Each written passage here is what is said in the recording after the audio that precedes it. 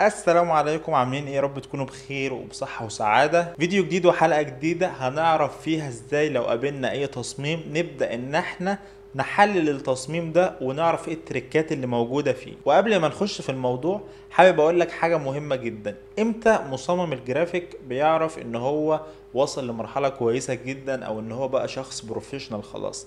حاجتين من ضمن حاجات كتير، اهمهم ان انت تعرف تنتقد وتعرف تحلل، تعرف تنتقد شغلك وشغل غيرك، وتعرف تحلل اي تصميم بتشوفه تقول ايه نقاط القوة والضعف فيه. والله لو كنا عملنا كذا ده بقى احسن. ولما حد يسألك ده حلو او ده وحش ليه، ما تقولوش هو حلو عشان عجبني، لا، كلامك يبقى مبني على اسس ومبادئ تصميم. والله الكونتراست هنا مظبوط، الشادو مظبوط، الاضاءه مظبوطه، البرسبكتيف مظبوط. فلازم يبقى كلام مبني على اسس علميه. واي فيجوال عامه انت بتشوفه بيعجبك بتلاقي فيه تركايه بسيطه. التركايه دي لو انت لاحظتها وعرفت بتتعامل ازاي، خلاص يبقى انت كده شخص وصلت حته كويسه قوي. فيديو النهارده ان شاء الله هعلمك ازاي تعمل ده بكل سهوله. فيلا بينا. ده التصميم اللي معانا، والتصميم ده انا اصريت ان انا اشرحه لان اول حاجة هو تصميم محترم جدا وفكرته كويسة جدا، وناس كتير جدا بعتتهولي حابين يعرفوا ازاي التصميم ده اتعمل. وقبل ما ندخل في الموضوع حابب ان انا اقول لكم ان صاحب البروجكت ده او صاحب الفكرة دي هو ضمرة حد شاطر جدا وانا بحبه على المستوى الشخصي، وكان عامل بروجكت قوي جدا وانا كنت مشيره عندي. فالتصميم ده ناس كتير بعتتهولي قالوا حابين نعرف ازاي اتعمل. طيب تعالى كده نحلل التصميم ده ونفككه الاجزاء ونشوف ايه هي الحاجات فعلا والتريكات اللي موجوده فيه. اول حاجه البرسبكتيف بتاع المنظور. ضمر استخدم البرسبكتيف اللي هو جاي من فوق شويه ده عشان يعرض تفاصيل الحاجات اللي عندي، لان لو الصورة جاية سايد بالظبط ماكينة الدفع مش هيبان منها الجزء ده ولا الحاجات دي هتبان بالبرسبكتيف ده، فهتلاقي ان الصورة تحس ان هي 2D كده مش 3D، فاضطر ان هو يستخدم الزاوية من فوق. طيب التركاية اللي اغلب الناس تقريبا هي عايزة تعرفها هي كلمة 36 المكتوبة بالورق، وازاي اتدمجت او اتعمل لها بلند مع جزء المكنه ده. تاني حاجه الجزء اللي هنا ده ازاي برضو الدمج بتاعه طلع مظبوط كده. طيب بعد كده اخر حاجه بقى اللي اوت والداتا كلها وكل حاجه زي الفل. تسلم ايدك يا ضمره. تعالى كده نشوف بقى الموضوع ده مش ازاي. اصعب حاجه هتقابلها في التصميم ده طبعا بخلاف الفكره المنظور. عشان تجيب الحاجات من المنظور ده فبتاخد وقت طويل ان انت تدور، والاي اي لسه ما بيوصلش النتائج كويسه قوي في الموضوع ده. فانا بصراحه الوحيد اللي بلجأ له في الحاجات اللي زي دي هو بيكسل سكواد، لانه بيديني امكانيه ان انا احرك التصميم 360 درجه. فعندك اول حاجه ماكينه الدفع اسمها بيمنت تيرمينال، هنبدا ان احنا ندور عليها. تمام، فانا هختار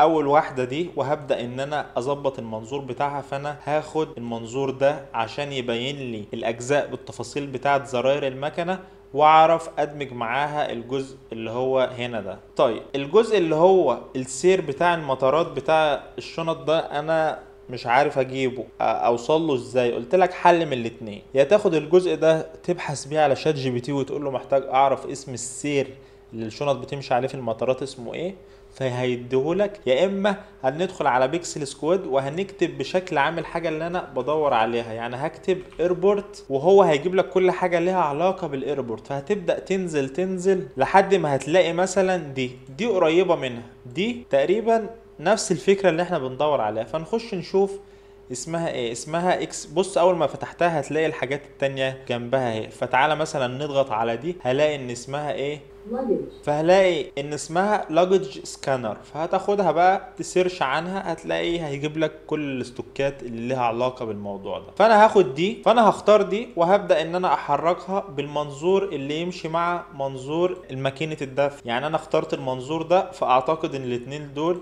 ماشيين مع بعض كده نفس الزاوية بالظبط. حلو. طيب هيتبقى لي جزء ال 36 ده، دي اسمها ريسيت. بص بقى انت ممكن تبقى عارف اسم الحاجة بس مش عارف تجيب البرومت بتاعها، فتعمل ايه بقى بكل سهولة؟ هندخل على شاتر ستوك وهنكتب ريسيت.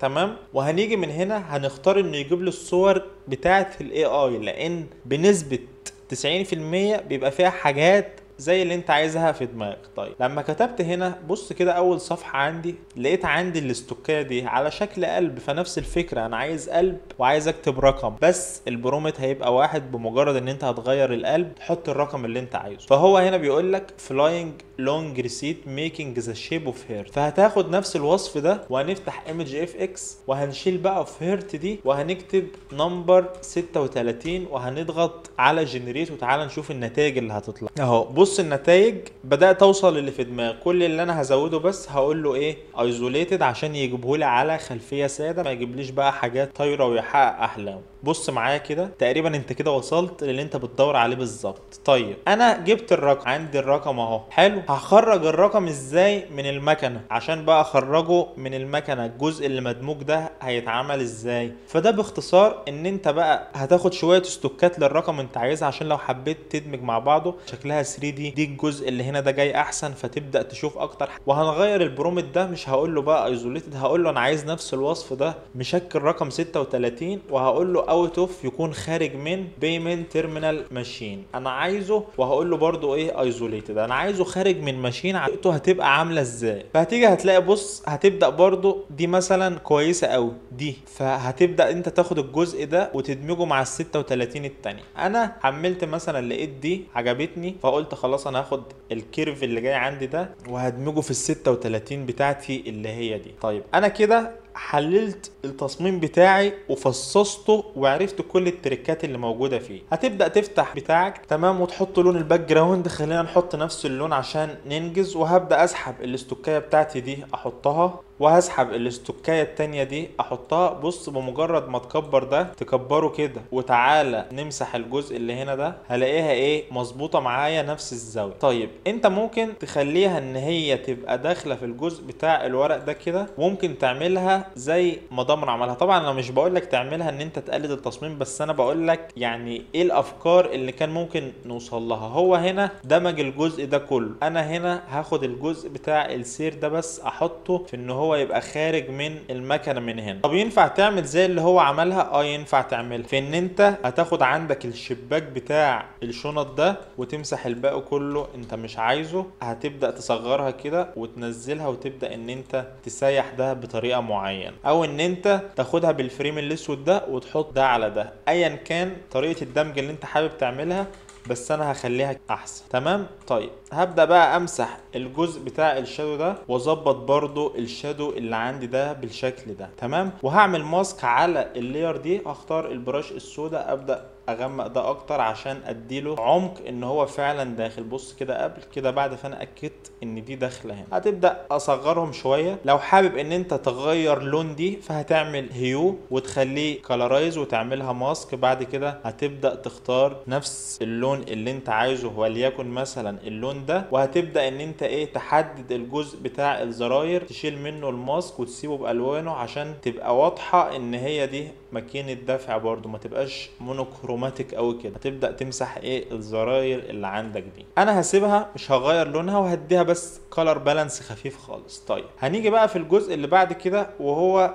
دمج ال 36 دي. فانا هفتح الاستوكايه دي، هبدا ان انا احدد الجزء بتاع الورقه ده تمام، وبعدين هاخده كوبي احطه عندي على نفس الجزء اللي هو عندي في المكنه ده. ممكن من السكيو بقى اظبط ابعاده شويه عشان يبقى نفس زاويه ميل المكنه واصغره شويه بالشكل ده. بعد كده هناخد الرقم بتاعنا نصغره ونخليه هنا كده، وهاجي هعمل ماسك اختار البرش الناعمه وابدا ان انا ايه اظبط دي وابدا ان انا اغمقها شويه عشان تبقى نفس درجه الورقه التانيه بالشكل. تمام. بعد كده هتصغرهم شويه وتحطهم عندك في نص التصميم كده. انت عملت الشكل كامل. هينقصك بس ان انت تحط الحاجات على السير، فهتبدا ان انت مثلا تحط دي هنا تمام، وتبدا ان انت تظبط ابعادها باحسن حاجه من اديت. هتختار برسبكتيف وورب، بعد كده هتسحب كده بالماوس شمال على الضلع ده، تبدا تظبط الشبكه دي على نفس الضلع بالظبط. تسحب دي هنا كده وتسحب دي هنا كده وتسحب دي هنا كده. بعد كده هتسحب من الشمال تخليه يوصل لحد الخط ده يدخل فيه عشان النقطتين دول يشبكوا عندك هنا، وبرده تحدد دي هنا هنا وتحدد دي هنا. هيتبقى لك الضلع اللي فوق هنشبكه برضو مع النقط كده وندخل دي هنا وندخل ايه دي هنا. بعد كده خلصت هتيجي بقى من وارب هنا تبدأ ان انت تظبط في الابعاد بتاعتك، فتسحب دي هنا تبقى نفس الميل بتاع الحديد ده، ونسحب مثلا دي كده، خلي دي كده ودي كده ودي كده. فانا كده ظبطت الابعاد بتاعته. بص قبل وبعد كده ماشيه جدا مع البرسبكتيف. كمان لسه عايزه تتظبط شويه، فهاجي هضغط هنا وانزل بس دي كده سنه. بعد كده هتاخد الاستوكات التانية ايا كان بقى انت بتتكلم على تقسيط ايه. هو مثلا هنا بيتكلم عن تقسيط الاجهزه، فتبدا تاخد الحاجات اللي انت عايز تحطها على السير بتاعك. فانا برضو هاخد دي واظبط لها البرسبكتيف بتاعها بالشكل ده، تمام. اصغر الاتنين دول شويه صغيره واخلي دي كده. بعد كده هتبدا تعمل الشادو بتاع الحاجات دي. عشان تظبط الشادو بتاع شكل منتظم زي ده، ففي البين تول هتبدا تمشي على القاعده بتاعه الشكل. تتخيل كده النقطه الرابعه دي هتبقى فين. بعد كده تعمل لدي ريسترايز وتديها سن جاوزيان بلور. بعد كده هتديها موشن بلور بالانجل، نفس الانجل بقى اللي هي مايله دي كده، تمام. كده انت عملت الشادو بتاع ده. هتبدأ تعمل الشادو بتاع البوكس اللي ورا، هتاخدها برضو تخليها كده وتنزلها ايه ورا. بعد كده بقى تظبط اضاءاتك ودنيتك، تخلي برضو الدنيا مجسمة شوية. فمن الليفلز مثلا هنبدأ ان احنا ايه نغمق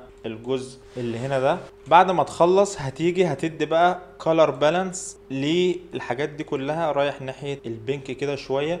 والورق ده تقعد تظبط فيه شوية دوج اند بير. مش عايز اسرح قوي معاكم عشان وقت الفيديو، عايز بس اقول لك التريكات، اهم التريكات اللي موجود. بعد ما خلصت ممكن ان انت تدي جزء اضاءة كده على الارضية هنا مثلا، تمام. بص هنا انا بوري لك الجزء اللي قدام ده مختلف ازاي. دي اللي كنت بقول لك عليها في الاول، ان انت هتاخدها مع الحديد بتاعها، ان انت هتاخد الاستوكية دي مع الجزء بتاع الحديد اللي هنا وتحطهم بالشكل ده، وتبدأ ان انت تظبط الدمج بتاعهم، او بالجنريتيف فيل تاخد الحواف دول هو يدمجهم لك مع بعض. هنا بالجزء اللي هو بتاع الشنط اللي بتعدي منه، هنا لا دي على طول داخله اكنها في المكنه. فده اوبشن وده اوبشن تاني. اخر حاجه بقى وهي الداتا. فبمجرد ما تحط الداتا هتلاقيك وصلت تقريبا لنفس النتيجه اللي كان ضمر عمل. ولكن ده بشكل عام ازاي فعلا لو قدامك اي فيجوال تقدر ان انت تحلله، وتقدر ان انت تطلع التريكات اللي فيه وتعرف التريكات دي معموله ازاي. وعشان كده واحنا بنقول موضوع التغذية البصرية مهم في ان انت مش بتقلب تصميمات بس، حلل التصميمات. بص التركاية فين في كل تصميم، واسأل نفسك سؤال: هل لو انا بعمل التصميم ده هعرف اعمل التركاية دي؟ لو اجابتك كانت اتأكد ان انت وصلت النتيجة كويسة. لو اجابتك كانت لا، قوم جرب وشوف هتوصل لها ولا لا. بمجرد ما تجمع حاجات كتير وخبرات كتير من الفيجوالز دي، هتلاقي ان بقى عندك مخزون بصري وفكري قوي جدا. كده اكون وصلت معاكم لنهاية الفيديو. اتمنى تكون استفدت، وما تنساش تكتب لي رايك في الكومنتس وتعمل لايك للفيديو واشتراك القناة لو ما كنتش مشترك. واشوفك في فيديوهات جاية اقوى واقوى. سلام.